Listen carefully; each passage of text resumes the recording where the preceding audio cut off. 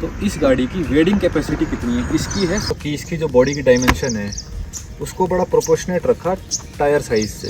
Virus Fortuner 700 mm तक इसकी capacity है।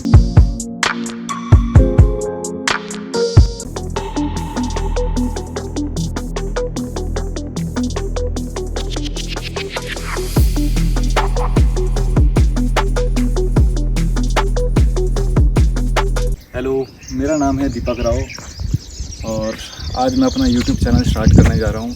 तो उसकी पहली वीडियो मैं आप लोगों के साथ शेयर करूँगा। शौक़ तो देखो मेरे को गाड़ियों का है और ट्रैवल का है, इसके साथ साथ थोड़ा फिटनेस का भी है। तो मेरे जो मोटिव रहेंगे वो यही तीनों टॉपिक्स कवर करने के रहेंगे। बाकी मेरे व्लॉग कोई ऐसा तो रहेगा नहीं कि भाई आपको आर्टिफिशियल लगे या कुछ भी है। तो जैसा भी रहेगा, जैसा मेरा नेचर है, जैसा भी मैं हूँ, वो सब आप लोगों के सामने रहेगा। तो भाई पहला व्लॉग है तो मैंने सोचा कि क्यों ना अपनी गाड़ी से ही शुरुआत करी जाए, जो कि है टोयोटा फॉर्च्यूनर, जो कि सबकी पसंद है। एक तरीके से मेरे को ऐसा लगता है कि पूरे इंडिया में ही कोई बहुत ही कम लोग ऐसे होंगे जिसकी मतलब नापसंद होगी फॉर्च्यूनर। तो आज सबसे पहले शुरुआत करते हैं, इसके पीछे से दिखाता हूँ कि इसकी डिग्गी वगैरह कैसी है, कैसा नहीं है, बूट स्पेस इसका कैसा है।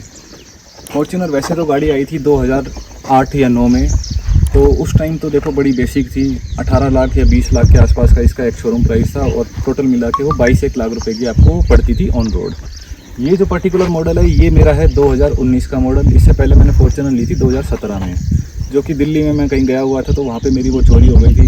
सबको पता ही है, ये फॉर्च्यूनर हो गई, इनोवा हो गई, आजकल चोरों की बहुत ज़्यादा डिमांड पे रहती है। तो भाई इनका चोरी होने का तो ऐसा ही लगा रहता है, इसलिए भाई अपना इंश्योरेंस पूरा रिटर्न टू इनवॉइस करा के रखें ताकि किसी को नुकसान ना उठाना पड़े मेरी तरह, जैसे मैंने उठाया कम से कम भी इसका 4-5 लाख रुपए का। तो आओ सबसे पहले आपको दिखाते हैं बूट। इसका बूट है रिमोट कंट्रोल, इसका बूट है। इसको प्रेस करके रखेंगे तो ये इसका खुल जाएगा। हालांकि थोड़ा सा स्लो सिस्टम है, लेकिन हाँ ये है कि कुछ ना कुछ फीचर तो भाई दे ही रखे हैं। और ये गाड़ी मेरे को पड़ी थी अराउंड 39 लाख रुपए की। और अब ये लगा लो कि ये फॉर्च्यूनर यही वाला मॉडल, पर्टिकुलर मॉडल आता है 50 लाख रुपए का। तो भाई 11 लाख रुपए मेरे को ये एक तरीके से मैं सस्ती चला रहा हूँ फॉर्च्यूनर, जो कि लोग आज चला रहे हैं उससे। ये है इसका बूट, जो कि है 300 लीटर का। ठीक ठाक इसमें स्पेस आ जाता है। वैसे देखो अगर 7 सीटर है गाड़ी, 7 सीटर में ये लगा लो अगर 7 आदमी अपना सामान रखने पर आ गए तो भाई इसमें सामान नहीं आ सकता। या तो आदमी आ जाएंगे या 5 आदमी आएंगे और सामान आएगा। ठीक है, तो ये इसका स्पेस बनता है। और यहाँ पे इसकी 1 टच टोपल इसकी सीट है। इसको आप ऐसे खड़ा कर दोगे तो ये इसका ये पूरा अच्छा खासा इसका स्पेस बन जाता है। तो कुल मिला के इसका ये ठीक है, एक ही टच में ये हमारी ये बंद होती है। आज का लेजेंडर है, लेजेंडर के नीचे तो भाई नीचे का फीचर है, इसके अंदर वो सारी चीज़ें नहीं है। आज यहाँ से आपको दिखाते हैं पीछे का स्पेस। पीछे अगर देखें तो भाई मेरी हाइट है 5 फुट 11.5 इंच। मेरे हिसाब से जैसे आगे वाली सीट भी सेट है तो आपको नी रूम बिल्कुल ठीक मिलता है, कोई दिक्कत नहीं है। थाई सपोर्ट भी ओके है मेरी जितनी हाइट के लिए। और हेडरूम भी एक बार मैं कैमरामैन से कहूँगा इधर आए एक बार थोड़ा सा पास। ये हेडरूम एक बार अगर आप चेक करते हो तो यहाँ पे भी कम से कम भी 4-5 उंगलियों का फ़र्क है कि इसमें हेडरूम में भी कोई दिक्कत है नहीं इसमें। अब आपको दिखाते हैं पीछे जाने का रास्ता। पीछे जाने का कैसे जाने का, पीछे जाने के लिए सिर्फ एक लीवर को खींचना है, इसके अलावा कुछ नहीं करना। लीवर खींचेंगे और पीछे चले जाएंगे। अब ये जो सीट है, अब ये देखो बिल्कुल फंस गया यहाँ पे मैटर। इसको थोड़ा सा रिक्लाइन करेंगे हम तो ये सीट में यहाँ पे मैं बिल्कुल टाइट हो चुका हूँ। ये टाइट पूरा इसलिए हूँ क्योंकि ये सीट अभी पूरी पीछे करी हुई है। अगर इस सीट को हम थोड़ा सा बैलेंस करते, थोड़ा सा आगे करते हैं तो शायद नहीं मतलब एक लगा लो कि 2-3 घंटे की जर्नी के लिए एक 6 फुट का आदमी भी पीछे बैठ सकता है, जिसको उसमें दिक्कत नहीं आएगी। वो चीज़ें मैं आपको करके दिखाता हूँ। अब ये सीट को देखो मैंने थोड़ा सा आगे कर दिया, इसका रिक्लाइनिंग एंगल थोड़ा सा सीधा कर दिया है। अब इसमें एक आदमी कंफर्टेबली थोड़ा सा बैठ सकता है। ये रेस्ट है जो अपना हेड रेस्ट है, ये ऊपर हो जाता है। भाई मेरे वाला थोड़ा टाइट हो रखा है इसलिए मैं कर नहीं रहा, यहाँ पे काफ़ी मेहनत हो जाएगी। तो ये आप एक तरीके से ये लगा लो कि भाई 2 आदमी आगे, 3 बीच में और 2 पीछे, फुल एडल्ट साइज़ पूरे बैठ सकते हैं। और शायद फॉर्च्यूनर ही ऐसी गाड़ी है जो ये सारी चीज़ें ऑफर करती है, क्योंकि कंपटीशन में इसके पहले एंडेवर आती थी। एंडेवर में दिक्कत ये थी कि उसके पीछे की सीट एक तो स्लाइड करके आगे होती है, ऐसे टोपल नहीं होती थी, तो उसमें क्या था जगह उनकी कम रहती थी। अब दिखाते हैं आपको आगे से इसका स्पेस कैसा है। इंटीरियर के मामले में फॉर्च्यूनर शुरू से ही ना बड़ी बेसिक सी रही है। इसमें ये नहीं कह सकते कि भाई बहुत ही ज़्यादा लग्जरी फीचर है या सारी चीज़ें कुछ भी ऐसा है। तो ये इसके पावर विंडोज़ आती हैं, ये इसके ORVM से कंट्रोल आते हैं। 1 लीटर की बोतल फिट होती है, लेकिन इसके साथ में यहाँ पे आप कुछ और फिट नहीं कर सकते। थोड़ा बहुत कपड़े ऊपर रख लिए साफ़ सफाई के, वही चीज़ आ सकती है। ये इसका स्टीयरिंग है। स्टीयरिंग मेरा टोयोटा वैसे तो वारंटी जो देती है वो देती है 1 लाख किलोमीटर की और 3 साल की। तो जब मैंने ये गाड़ी ली थी 2019 में, तो मैंने इसकी वारंटी को एक्सटेंड करवा लिया था। 40 या 45 हज़ार रुपये लगे थे। तो अभी रिसेंटली पिछली सर्विस में ही हुआ मेरे साथ कि यहाँ स्टीयरिंग का हल्का सा कट लगा हुआ था, तो वो टोयोटा ने बिना किसी कॉस्ट के उस पूरी स्टीयरिंग को रिपेयर कराया और इसकी कॉस्ट भाई 80 हज़ार रुपये है स्टीयरिंग की कॉस्ट। और इसकी ये मोटर है जो इलेक्ट्रॉनिक, यहाँ से ये सीट को आगे पीछे एडजस्ट करते हैं, इसकी मोटर भी ख़राब हो गई थी, इसको भी टोयोटा ने रिप्लेस करा है। इसकी कीमत भी कम से कम 70 हज़ार रुपये थी और ये दोनों सीटों की ही रिप्लेस हुई है फ्री ऑफ कॉस्ट में, क्योंकि मेरी वारंटी के अंदर कवर है। चलो अब इसका दिखाते हैं। ये है इसका कूल्ड ग्लव बॉक्स। इसके अंदर वैसे तो टिश्यू वगैरह के रखे हैं, लेकिन ये इसका एक तरीके से कूल्ड ग्लव बॉक्स है। ज़्यादा तो इसमें स्टोरेज नहीं आती। हाँ, ये है कि भाई 500 ml की 1-2 बोतलें आ सकती हैं। और यहाँ पे इसका एक AC का सा कुछ लगा हुआ है, क्योंकि AC की हवा से ही ये ठंडा होता है। ऐसा नहीं है कुछ इसके अंदर रेफ्रिजरेटर वगैरह कुछ लगा हुआ है, तो इसको यहाँ से आप ऑन ऑफ भी कर सकते हो। ये तो हो गया इसका भाई बेसिक सा एक तरीके से। ये मतलब कहते हैं इसका भाई कूल्ड ग्लव बॉक्स है, बहुत मुश्किल से ठंडा करता है। ये इसका है मेन ग्लव बॉक्स। इसके अंदर भाई आपकी ये गाड़ी के RC और फर्स्ट एड किट वगैरह इतना ही आता है, इसी में ये सारी चीज़ें फुल हो जाती हैं। और साइडों में जो आते हैं ये इसके कप होल्डर आते हैं। कप होल्डर भी भाई ऐसे ही हैं कि इसके अंदर छोटा सा ही ग्लास ही आ सकता है। ये नहीं कि इसके अंदर आपने 1 लीटर की कोई बिस्लेरी की बोतल लगा दी या जो भी है पेप्सी वेप्सी की बोतल कुछ नहीं आती। इसके अंदर छोटा सा ही ग्लास आ जाता है, या जो भी है आदमी कोई बियर पिए तो उसकी कैन आ जाती है। ऐसे ही है दूसरी तरफ, इसका भी ये छोटा सा ही है। इसका क्या है कि वैसे तो ये दिखने में बड़े हैं, लेकिन जो इसका आप ये देखोगे सर्कल सा इसका, ये सारा इसका बहुत छोटा एरिया है। इसके अंदर खाली एक नॉर्मल ग्लास लगा सकता है आदमी। और भाई बियर वाली बात जो मैंने बोली है, वो मैं अपना प्रमोट नहीं कर रहा किसी को कि भाई गाड़ी में बैठ के आप बियर पियो या गाड़ी चलाते टाइम पियो। जस्ट एक आप लोगों को वैसे नॉर्मली बताइए। ये इसका साइड आर्मरेस्ट है। साइड आर्मरेस्ट में इसकी ठीक ठाक स्टोरेज है भाई। इसमें चश्मे वश्मे रखे हैं, और तो क्या इसमें स्टोरेज में क्या ही रखेगा आदमी भाई। थोड़ा बहुत जिसके पास ज़्यादा कैश हो अपना कैश रख सकता है, और तो क्या है। और ये ऐसे इसका पीछे से इसका गाड़ी का व्यू आता है। यहाँ पे मैं आपको स्टार्ट करके दिखाता हूँ ये इंस्ट्रूमेंट क्लस्टर में क्या दिखा रहा है, क्या कुछ है। इसको जब स्टार्ट करते हैं तो भाई एक फॉर्च्यूनर लिखा आता है यहाँ पे। बड़ा बेसिक सा इसका वो है, स्क्रीन है। रेंज पे तेल थोड़ा भी डीजल ख़त्म हो रहा है हमारे पास। इसकी जो एवरेज आ रही है मेरी रनिंग में आ रही है, वो अभी आ रही है 10.5 की। और ये अभी बेसिकली सिटी की है। गुड़गांव में आजकल आप सबको ही पता है ट्रैफिक कितना है, कैसे है। तो भाई 10.5 की एवरेज कुल मिला के देखा जाए तो ठीक है इस गाड़ी की ना। तो ये इसकी एक जो आप देख सकते हो कि इसका स्टीयरिंग की फील और गाड़ी की फील इसको चलाते हुए कैसे आएगी। तो ये सारा तो आपको यहाँ से एक तरीके से ड्राइवर्स का व्यू है।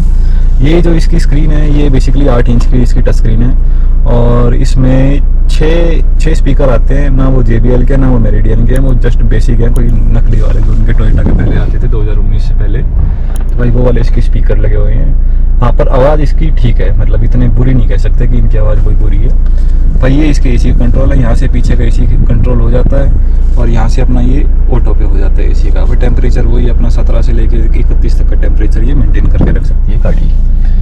तो बेसिक में तो देखो इसके इंटीरियर में तो कोई फॉर्च्यूनर में ऐसा कुछ है ही नहीं कि जिसको आप बहुत सारा कवर कर सकते हो।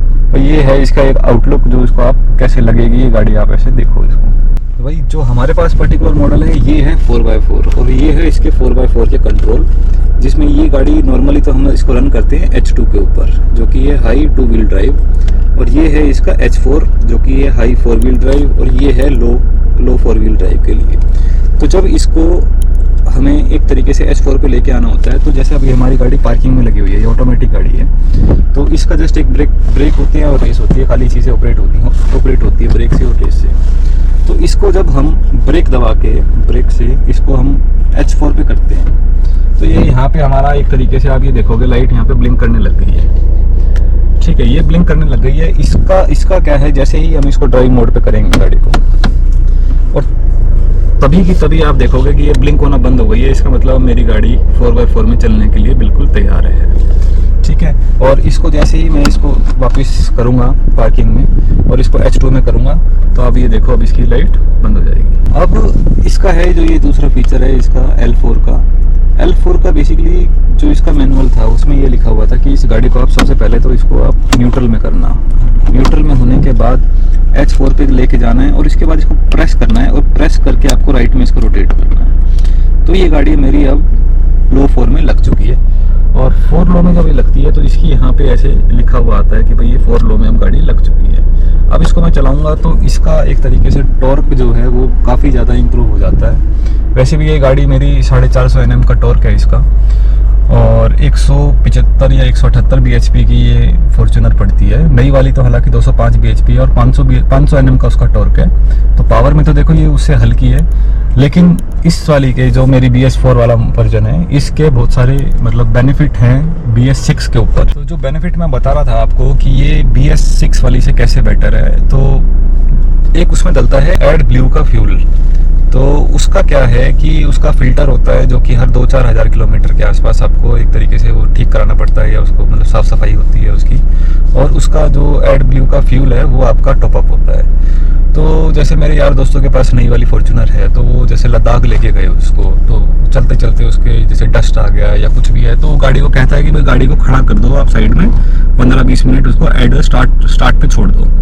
तब वो गाड़ी नहीं तो उसको कहते हैं कि आप उसको चलाओ ही मत, उसको आगे अभी 15-20 मिनट के लिए उसको खड़ा होने दो। वो सेल्फ क्लीनिंग है, ऐसा नहीं है कि भाई उसको आपको कंपनी में जाके साफ करवाना है या कुछ भी है, तो सेल्फ क्लीनिंग है। पर हाँ आपका एक तरीके से ये लगा लो कि आपका टाइम तो उसमें खराब हो ही रहा है। जो कि ये BS4 वाला मॉडल है भाई, अब पोल्यूशन सरकार कहती है भाई पोल्यूशन करती है BS4 की गाड़ियाँ या जो भी है, तो वो ठीक है थोड़ा बहुत तो क्या करेंगे। उस टाइम जब ये ली थी तब तो भाई यही टॉप की थी, ठीक है ना। और अब आगे जाके भाई BS6 है, BS6 के ऊपर भी BS7 या BS8 कौन सा आ रहा है इंडिया के अंदर, तो वो चीज़ आएगी। तो इसलिए पोल्यूशन का तो देखो हम कुछ कर नहीं सकते, हम अपनी तरफ से यही है कि भाई गाड़ी को साफ सर्विस कराते रहो, मतलब टाइम से सर्विस करवाते रहो और अपना टाइमली इसकी मेंटेनेंस रहेगी तो भाई इंजन हेल्थ अच्छी रहेगी। इंजन हेल्थ अच्छी है तो भाई इसका पोल्यूशन सब कुछ कम ही आना है। 4x4 के साथ आपको ये 4x4 का फीचर तो मैंने समझाया ही था। इसके साथ है ये DAC, जब इस बटन को हम प्रेस करते हैं ये बेसिकली एक्टिवेट तभी होता है जब ये गाड़ी H4 पे या L4 पे होती है। तो DAC को जब हम प्रेस कर देते हैं तो इसमें क्या होता है कि जब गाड़ी अगर आप कहीं उतार रहे हो, गाड़ी स्लोप से उतर रही है, तो उसमें आपको ब्रेक या रेस देने की कोई भी ज़रूरत नहीं पड़ती। गाड़ी अपने आप ही सेंस करती है और वो ऑटोमेटिक ही ब्रेक मारती हुई आपको सेफली एक तरीके से अपने मतलब रूट से उतार देती है, जिसमें आपका कोई रोल नहीं रहता है और सेफली उतारती है। ऐसा नहीं कि मतलब कोई ग्लिच आ गया उसमें या कुछ दिक्कत आई है। हम बात करें गाड़ी की मोड की तो भाई मोड आता है, इसके 2 मोड आते हैं, इको मोड और पावर मोड। और अगर इनमें से कोई सा भी नहीं दबाते तो भाई गाड़ी नॉर्मल स्टार्ट होती है, भाई नॉर्मल मोड में स्टार्ट होती है। तो भाई इसको या तो आप इको मोड पे कर दो। इको मोड में क्या है कि फ्यूल एफिशिएंसी थोड़ी सी अच्छी हो जाती है। पावर मोड में क्या है कि इसका थोड़ा सा टॉर्क वगैरह बढ़ जाता है या कुछ भी है। तो गियर जो हैं इसके ऑटोमेटिक चेंज होते हैं, जो वो हाई RPM पे जाके चेंज होते हैं। तो उससे क्या है आपको लगता है कि थोड़ा गाड़ी हमारी तेज़ पिकअप में ले रही है और तेज़ भाग रही है। ये इसका ट्रैक्शन है भाई, हम तो ये रिकमेंड करेंगे इसको कभी ऑफ़ ना किया जाए, क्योंकि ये बड़ी हेल्प करता है जब गाड़ी की स्किडिंग कंडीशन आती है या कुछ ऐसा होता है जिसमें भाई स्लिपरी सरफेस है तो गाड़ी वहाँ पे स्किड नहीं होती है। ये है इसका ऑटो फ्यूल कट। इसका जैसे गाड़ी कहीं खड़ी है आपकी और रेड लाइट पे खड़े हो आप, तो वो आइडल स्टार्ट पे एक तरीके से बंद हो जाएगी गाड़ी आपकी। तो उसमें क्या है आपका तेल बचता है, जो इसकी एक छोटी सी बैटरी लगी हुई है गाड़ी की, उससे आपका एयर कंडीशनर वगैरह ये सब ढाई मिनट तक चल सकते हैं। देखो अब बात करते हैं इस गाड़ी की सेफ्टी की। तो इस गाड़ी में 7 एयरबैग आते हैं, 2 सामने वाले एयरबैग हैं, 1 नी एयरबैग है और 4 इसके साइड कर्टन्स के एयरबैग आते हैं। 5 स्टार में इसको सेफ्टी मिला हुआ है NCAP के थ्रू, जो कि काफ़ी अच्छा है। और टोयोटा का एक आप सबको पता है कि ये पॉलिटिशियंस की पहली पसंद है या कोई भी बिजनेसमैन हो तो उनके पास Audi BMW वगैरह तो सारी गाड़ियाँ होंगी, लेकिन उनके घर में टोयोटा इनोवा या एक फॉर्च्यूनर ज़रूर होगी।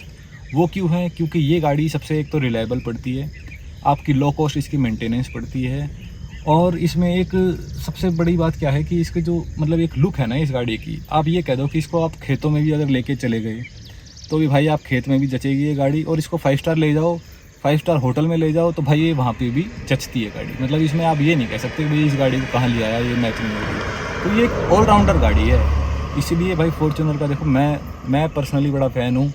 अगली गाड़ी लूँगा, हो सकता है कि फॉर्च्यूनर जो हाइब्रिड आ रही है मैं अब उस पर शिफ्ट कर जाऊँ। चलो अब आपको दिखाता हूँ इसका बोनट कैसे खुलता है। आओ, यहाँ देखो इसके 2 लीवर हैं, राइट साइड वाला तो है फ्यूल लिड का, जो डीजल डलवाना हो तो इसका लिड कैसे खुलेगा, इसको पुल करोगे तो ये आपका लिड खुल जाएगा। और लेफ़्ट साइड वाला है ये इसका बोनट का लीवर है। इसको खोलते हैं तो गाड़ी में 2800 सीसी का इंजन है, 180 bhp की पावर बनाता है और 450 Nm का इसका टॉर्क है। हाइड्रोलिक स्टड्स नहीं आते हैं, 40 लाख रुपए लगाए भी, लेकिन 20 लाख की स्कॉर्पियो में ये सारे फीचर आते हैं जो कि इसमें नहीं आते हैं। स्मार्ट प्ले करा वो करा था कि इसकी जो बॉडी की डायमेंशन है उसको बड़ा प्रोपोर्शनेट रखा टायर साइज़ से। जैसे आपने गाड़ी देखी होगी MG हेक्टर, शरीर तो बहुत बड़ा है उसका, बॉडी बहुत बड़ी है, लेकिन टायर उसके थोड़े छोटे लगते हैं। और वो ट्रिक वो इनोवा हाई क्रॉस में मिस कर गई है टोयोटा भी। तो इसके जो टायर आते हैं वो आप देखो, इसके टायर हैं 265, 60 और 18 इंची के इसके टायर हैं। ये टायर मैंने बदलवाए थे जब ये गाड़ी मेरी 50,000 किलोमीटर चल गई थी, क्योंकि फॉर्च्यूनर हैवी गाड़ी है। 50,000 55,000 के आसपास अगर रिप्लेस करवा लो तो वो बेटर रहता है, क्योंकि आदमी जो इसको लेता है वो पहाड़ों पे भी जाएगा, कहीं ना कहीं ऑफ रोडिंग पे भी जाएगा, तो टायर की जो फुल कैपेसिटी है वो सारी ख़त्म हो जाती है 50,000 किलोमीटर के आसपास तक। तो ये टायर मैंने लगवा रखे हैं अपोलो के, अपोलो Aptera 82। तो ये ऑल टेरेन व्हीकल टायर हैं इसके, और मेरे को इसमें कोई दिक्कत अभी तक आई नहीं है। 20-25 हज़ार चल चुके हैं टायर। अगर हम बात करें इसकी हेडलाइट्स की तो थ्रो भाई इसका 1 नंबर, मतलब बढ़िया थ्रो है इसका। और वाइट लाइट्स हैं दोनों तरफ, और फॉग लाइट भी इसकी वाइट है। हालांकि फॉग लाइट मेरा ऐसा पर्सनल एक तरीके से ओपिनियन है इसका कि ये येलो होनी चाहिए थी, क्योंकि जब फॉग का टाइम आता है तो फॉग भी वाइट हो गई है और लाइट भी वाइट हो गई है। तो वो कुछ उसमें आप ये नहीं कह सकते भाई मेरे को बहुत अच्छा इसमें विजन मिल गया है। ठीक है, तो चलो ये ठीक है। अब जो भी है दिखने में बहुत अच्छी लगती है, रात में बड़ी सुंदर लगती है। और वाइट लाइट वैसे आजकल ट्रेंड में भी चल रही है। ये है इसके ORBN मिरर्स, काफ़ी बड़ा साइज़ है इनका, और एक बार गाड़ी को लॉक करो तो ये बंद हो जाते हैं। इसका फ़ायदा ये रहता है भाई कि खड़ी है, शीशे खुले हैं, कोई बाइक वाला आएगा, कोई स्कूटी वाला आएगा, कोई साइड से मार गया, तोड़ गया, 10 चीज़ होती है, तो भाई ये अपने आप ही आपके बंद हो गए। तो आप इसमें सेफ फील करते हो गाड़ी का। क्या खर्चा करना भाई, देखो जहाँ ही 40 लाख की गाड़ी ली है, छोटे मोटे पार्ट्स तो इसके आएंगे नहीं, जो भी आएगा ये भी 10,000 का पड़ता होगा कम से कम भी। और अगर बात करें कि ये गाड़ी कैसे, मतलब कंपटीशन के हिसाब से कैसी है, पिकअप में कैसी है, टॉप स्पीड में कैसी है, मतलब आजकल आप लोगों ने देखा होगा कि मतलब बहुत ट्रेंड चला हुआ है, ड्रैग रेस कर रहे हैं लोग या कैसे है। तो भाई ड्रैग रेस वगैरह में देखो ये वाला पर्टिकुलर मॉडल, जो पिछला मॉडल है जो कि 180 bhp वाला है, 205 वाला नहीं, 205 वाला तो भाई बहुत तेज़ भागता है। तो ये पिकअप है इसका 0 to 100 भाई तकरीबन 12 सेकंड में जाती है। और टॉप स्पीड हाँ बराबर है 195 किलोमीटर की जो ये अचीव करती है। जो उसके मीटर में है भाई वो तो लिखी है 200 किलोमीटर की, पर ये 195 की हाईवे के ऊपर आराम से अचीव कर जाती है। लेकिन मैं रिकमेंड यही करूँगा कि भाई कोई इसको ट्राई ना करे, क्योंकि ये सेफ्टी वाइज इतना ठीक नहीं है। 195 के यहाँ पे अगर रोड बना भी दिए हैं सरकार ने 190-200 के, तो भाई ये कुत्ते, बिल्ली, गाय, भैंस ये कब सड़क पे आ जाए, कब कोई एक्सीडेंट हो जाए, इसकी कोई गारंटी नहीं रहती। इसलिए भाई इस चीज़ को तो आप लोग ट्राई ना करें। बारिश का टाइम है तो ऑब्वियस ही बात है, और गुड़गांव में मैं रहता हूँ, तो गुड़गांव में भाई पानी तो देखो बहुत पड़ता है। तो इस गाड़ी की वेडिंग कैपेसिटी कितनी है, इसकी है 700 mm। 700 mm की इसकी वेडिंग कैपेसिटी है। तकरीबन आप मान के चलो कि यहाँ तक गाड़ी अगर पानी में जाती है तो कोई दिक्कत नहीं होती है। जो कॉम्पिटिशन से देखा जाए जो मतलब मार्केट में एग्जिस्ट करती है तो काफ़ी अच्छी है। इससे ऊपर अगर आप देखते हो तो भाई फोर्ड एंडेवर 800 mm की वेडिंग कैपेसिटी देती थी, और रेंज रोवर की जो गाड़ियाँ आ रही हैं जो कि यूट्यूबर्स की पहली पसंद बनी हुई है, डिफेंडर जैसी गाड़ियाँ, उसकी भाई वेडिंग कैपेसिटी है 900 mm की, मतलब 3 फुट। 3 फुट बोले तो मैं 6 फुट का जैसे आदमी हो गया, तो भाई मेरे आदि इतनी हाइट तक पानी में वो जा सकती हैं गाड़ियाँ। वेरस फॉर्च्यूनर 700 mm तक इसकी कैपेसिटी है, जो कि ठीक है। अब आते हैं मेन मुद्दे पे कि इसकी कॉस्टिंग क्या पड़ती है। एक तरीके से तो इसकी सर्विस की जो मेरे को कॉस्ट पड़ती है, बेसिकली इसकी सर्विस होती है हर 5000 किलोमीटर पे एक सर्विस होती है मेन, और हर दूसरे 5000 किलोमीटर पे, मतलब कि 10,000 किलोमीटर पे इसका इंजन ऑयल बदलता है। तो हर 5000 किलोमीटर वाली सर्विस मेरे को पड़ती है अराउंड 1500 से 2000 रुपये के आसपास, जिसमें टोयोटा जस्ट एक जनरल चेकअप करता है कि गाड़ी में सब ठीक तो है, सारे फीचर्स काम कर रहे हैं, इंजन ऑयल ठीक है, या लेवल्स जो भी है भाई उनका एक मिनिमम क्राइटेरिया बना रखा है वारंटी को मेंटेन करने के लिए। तो वो सर्विस तो होती है वैसे, और जो मेजर सर्विस होती है उसका खर्चा आता है तकरीबन 10 से 12 हज़ार रुपये, जिसके अंदर आपके व्हील बैलेंसिंग, व्हील अलाइनमेंट और ये सारी चीज़ें मिला के 12-13 हज़ार रुपये के आसपास की आपको पड़ती है।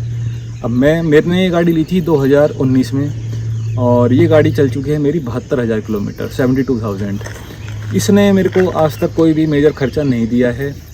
3 मेरे काम हुए हैं, पिछली सर्विस में काम हुए हैं, वो भी सारे वारंटी में चेंज हो गए हैं। जैसे मैंने आपको बताया कि स्टीयरिंग के ऊपर कोई कट था तो भाई स्टीयरिंग टोयोटा वाला ने रिप्लेस करा।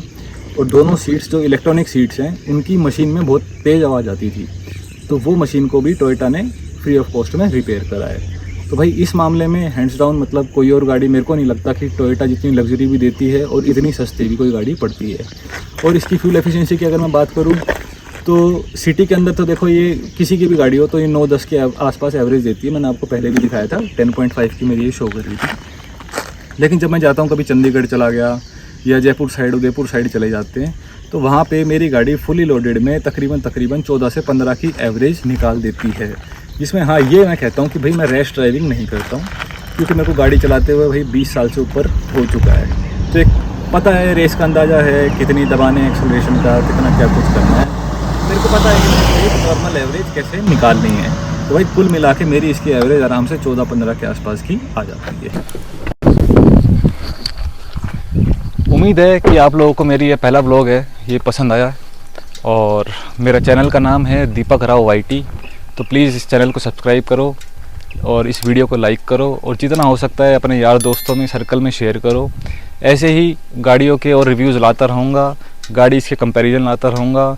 और अभी अगले महीने एक ट्रिप प्लान कर रहा हूँ लद्दाख के लिए, जो नया शिंकुला पास खुला है, और उसमें जाएंगे तो उसकी एक बहुत बढ़िया एपिसोड की एक सीरीज़ लाएंगे आप लोगों के लिए। चलो भाई, राम राम, मिलते हैं अगली वीडियो में।